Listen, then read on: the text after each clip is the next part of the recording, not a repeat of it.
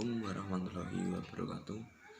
Saya Kinang Suseno, NIM 63040200058, dan bersama teman saya Biati, NIM 63040200041, dan Maulida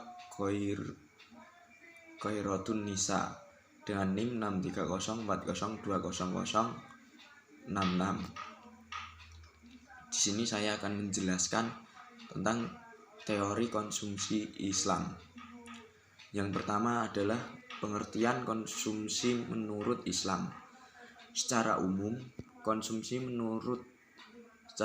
konsumsi adalah suatu kegiatan menghabiskan atau mengurangi kegunaan suatu benda untuk memenuhi kepuasan dari kebutuhannya. Kebutuhan berdasarkan sifatnya, yaitu A. Kebutuhan rohani, B. Kebutuhan jasmani. Dan juga ada barang konsumsi menurut kebutuhannya, A. Kebutuhan primer, B. Kebutuhan sekunder, C. Kebutuhan tersier. Kebutuhan menurut waktunya, A. Kebutuhan sekarang, B. Kebutuhan di masa depan. Tujuan konsumsi menurut Islam. Dalam ekonomi Islam, tujuan konsumsi adalah memaksimalkan maslahah. Maslahah adalah sifat atau kemampuan barang dan jasa yang mendukung elemen-elemen dan tujuan dasar dari kehidupan manusia di muka bumi ini. Ya, dan selanjutnya penjelasan dari teman saya yang bernama Biati. Baik, saya akan melanjutkan penjelasan dari Mas Gilang. Poin yang ketiga yaitu faktor-faktor yang mempengaruhi konsumsi. Yang pertama yaitu besarnya pendapatan yang akan dibelanjakan. Maksudnya, pendapatan yang meningkat biasanya otomatis diikuti pengeluaran konsumsi. Misalnya saja, biasanya kita makan tempe. Nah, ketika mendapat gaji yang besar, kita akan membeli daging atau akan makan daging. Yang kedua, itu besarnya kekayaan atau tabungan. Kekayaan yang lebih tinggi mendorong konsumsi lebih tinggi. Ketika aset mereka naik, mereka merasa telah mencapai target pengumpulan kekayaan. Oleh karena itu, mereka akan menghabiskan setiap tambahan pendapatan konsumsi ke barang dan jasa. Ketiga, yaitu ekspektasi pendapatan di masa depan. Jika rumah tangga optimis pendapatan di masa depan akan naik, maka pengeluaran saat ini akan meningkat. Yang keempat, yaitu harga barang dan jasa. Maksudnya, semakin tinggi harga barang dan jasa, maka tingkat konsumsi akan semakin rendah, dan begitu juga sebaliknya. Yang kelima, yaitu tingkat pendidikan. Maksudnya, pendidikan mempengaruhi pola pikir seseorang dalam melakukan kegiatan konsumsi.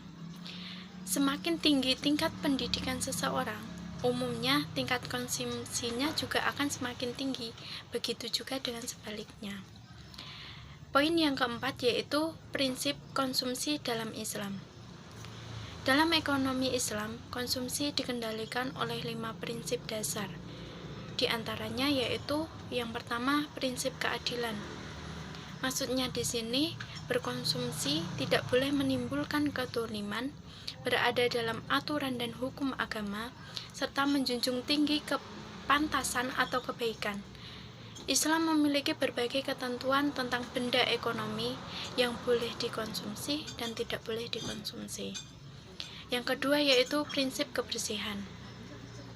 Bersih dalam arti sempit adalah bebas dari kotoran atau penyakit yang dapat merusak fisik dan mental manusia.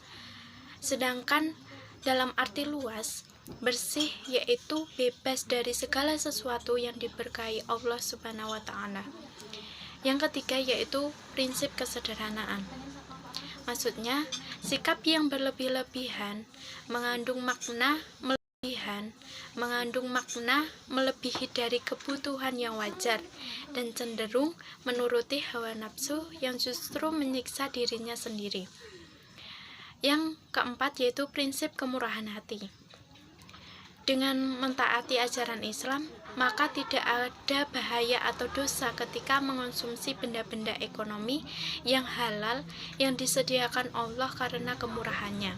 Selama konsumsi ini merupakan upaya pemenuhan kebutuhan yang membawa kemanfaatan bagi kehidupan dan peran manusia untuk meningkatkan ketakwaan kepada Allah, maka Allah telah memberikan anugerahnya bagi manusia. Yang kelima yaitu prinsip moralitas. Maksudnya peningkatan atau kemajuan nilai-nilai moral dan spiritual seseorang muslim diajarkan untuk menyebut nama Allah sebelum makan dan menyatakan terima kasih kepadanya setelah makan. Yang selanjutnya akan dijelaskan oleh Mbak Maulidah. Bismillahirrahmanirrahim. Assalamualaikum warahmatullahi wabarakatuh. Perkenalkan, nama saya Maulidah Rotunisa, NIM 630202066. Di sini saya akan menjelaskan tentang karakteristik konsumsi dalam Islam. Yang pertama adalah konsumsi bukanlah aktivitas tanpa batas, melainkan juga dibatasi oleh kehalalan dan keharaman yang ditentukan oleh syarak. Yang kedua adalah konsumen yang rasional atau mustahlik aklani senantiasa membelanjakan pendapatan pada berbagai jenis barang yang sesuai dengan kebutuhan jasmani dan rohani. Artinya, mereka tidak membelanjakan harta secara berlebih-lebihan atau hedonisme atas sesuai dengan kebutuhannya. Yang ketiga yaitu kecenderungan konsumen dalam menentukan pilihan konsumsi menyangkut pengalaman masa lalu, budaya, selera, serta nilai-nilai yang dianggap seperti agama dan adat istiadat. Yang terakhir adalah menjaga keseimbangan konsumsi dalam bergerak antara ambang batas bawah dan ambang batas atas dari ruang gerak konsumsi yang diperbolehkan dalam ekonomi Islam atau mustawa al-kifayah. Mustawa al-kifayah adalah ukuran batas atau ruang gerak yang tersedia bagi konsumen untuk menjalankan aktivitas konsumsi. Selanjutnya saya akan menjelaskan tentang kaidah-kaidah konsumsi. Konsumen non-muslim itu tidak mengenal halal dan haram. Berbeda dengan kita sebagai umat Islam, itu ada halal dan haram, dan konsumen muslim itu harus berkomitmen terhadap kaidah-kaidah dan hukum-hukum yang disampaikan dalam syariat Islam untuk mencapai kemanfaatan seoptimal mungkin. Kaidah syariah yaitu ada 3, kaidah akidah, kaidah ilmiah, dan yang terakhir adalah kaidah amaliyah. Kaidah amaliyah ini adalah aplikasi dari kaidah akidah dan kaidah ilmiah. Yang kedua yaitu kaidah kuantitas. Tidak cukup bila barang yang dikonsumsi halal, tapi dalam sisi kuantitas atau jumlah harus ada batas-batas syariah. Kaidah kuantitas yaitu ada 3 sederhana, artinya tidak boros dan tidak pelit. Yang kedua yaitu kesesuaian antara konsumsi dan pemasukan, artinya tidak besar pasak daripada tiang. Yang terakhir adalah penyimpanan atau menabung dan pengembangan atau investasi.